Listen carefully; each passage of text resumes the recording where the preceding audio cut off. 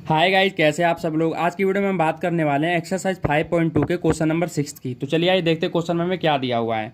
Check whether -150 is a term of the AP 11 8 5 2 and so on. हमें यहाँ पे एक एपी का सीक्वेंस दिया हुआ है और हमसे पूछा गया है कि क्या ये -150 जो टर्म है वो इस एपी में क्या करता है, एग्जिस्ट करता है। इट मीन्स कि ये -150 इस एपी के सीक्वेंस के अकॉर्डिंग इस वाले एपी में आएगा या नहीं आएगा, हमें ये चीज़ बताना है। ठीक है, तो इसके लिए हम क्या करेंगे, number of terms find out करेंगे और सॉल्यूशन निकालेंगे। ठीक है गाइज, चलते हैं आगे। अब क्या करेंगे, यहाँ पे आप देख सकते हैं कि हमें एपी दिया हुआ है, इसके अकॉर्डिंग हम ए डी ए एन की वैल्यू क्या करेंगे, फाइंड आउट कर लेंगे यहाँ पे जो भी आएगा। ठीक है हमारा, एंड सो ऑन। चलते हैं आगे। ए की वैल्यू आप देख सकते हैं इस एपी के अकॉर्डिंग ए की वैल्यू हमारी पहली वाली वैल्यू हो जाएगी जो कि आ गया हमारे पास 11। डी की वैल्यू निकालने के लिए हम क्या करते हैं, सेकंड में से फर्स्ट वाली वैल्यू को माइनस कर देते हैं। तो 8 में से माइनस कर देंगे 11। ठीक है, तो आप यहाँ पे देख सकते हैं कि छोटी रकम में से क्या हो रहा है, बड़ी रकम क्या हो रहा है, जा रहा है। तो हम क्या करेंगे, 8 में से 11 घटा देंगे तो पहले तो माइनस का साइन आ जाएगा। क्यों? क्योंकि छोटी रकम में से बड़ी रकम जा रही है। अब क्या करेंगे, 11 में से 8 घटा देंगे, हमारे पास 3 आ चुका है। तो ये हमारी डी की वैल्यू भी निकल के आ चुकी है। अब आगे चलते ए एन की वैल्यू देख सकते हैं यहाँ पे दे रखा है जो -150 है, जो हमें चेक करने के लिए बोला गया है, ये हमारा क्या हो जाएगा, ए एन की वैल्यू हो जाएगा। तो यहाँ पे आप लिख सकते हैं 150। कोई दिक्कत वाली बात नहीं है, हमें एन की वैल्यू फाइंड आउट करना है। ठीक है गाइस, आगे चलते हैं। इसके लिए हम क्या करेंगे, हम ए एन का फॉर्मूला लगा देंगे। ए एन का फॉर्मूला क्या होता है, ए प्लस एन माइनस 1 डी। ये होता है हमारा ए एन का फॉर्मूला। ए एन की वैल्यू क्या हो गई हमारे पास, -150। कोई दिक्कत वाली बात नहीं है। ए की वैल्यू कितनी है, 11 है। ठीक है, अब चलते हैं आगे। n-1 डी की वैल्यू कितनी निकली है हमारे पास, -3 निकली है। आगे चलते हैं। -150 हमने जैसे वैसे उतार दिया। ये जो 11 है ये राइट में क्या है, प्लस का है, मैं इसे लेफ्ट में ले जाऊंगा तो ये क्या हो जाएगा, माइनस का हो जाएगा। तो हमारे पास क्या बचा यहाँ पे, n-1 माइनस का 3। अब हम क्या करेंगे, जो माइनस है, दोनों वैल्यू माइनस की, माइनस माइनस क्या होता है, प्लस होता है। तो मैं इसे क्या कर लूंगा, प्लस कर दूंगा और साइन बड़ी रकम माइनस की है। ठीक है, अब आप यहाँ पे देख सकते हैं कि जो -3 है राइट में, यहाँ पे इसके साथ मल्टीप्लाई में मैं इसे क्या करूँगा, लेफ्ट में ले जाऊंगा तो क्या हो जाएगा, इसके साथ डिवाइड में हो जाएगा। तो हमारे पास क्या बचा यहाँ पे, n-1।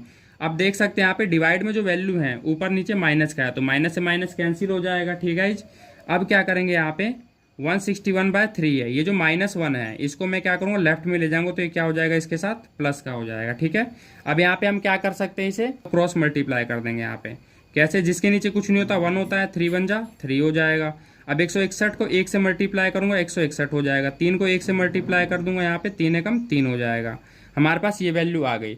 अब आगे चलते हैं, इसे हम प्लस कर लेते हैं। कितना आ जाएगा प्लस करने पे, 161 में 3 ऐड करेंगे तो हमारे पास कितना आ जाएगा, 164 आ जाएगा। ठीक है, आगे चलते हैं। नीचे कितना है, 3। तो आप यहाँ पे देख सकते हैं कि जो n की वैल्यू आई है ना, वो हमारे पास क्या आई है, फ्रैक्शन में आई है, जो कि फ्रैक्शन में वैल्यू नहीं होनी चाहिए। n की वैल्यू हमेशा यहाँ पे क्या होना चाहिए, नेचुरल नंबर होना चाहिए। ठीक है गाइज, और n की वैल्यू नेगेटिव में भी नहीं होना चाहिए। ठीक है गाइज, अब हम यहाँ पे एक लाइन लिख देते हैं।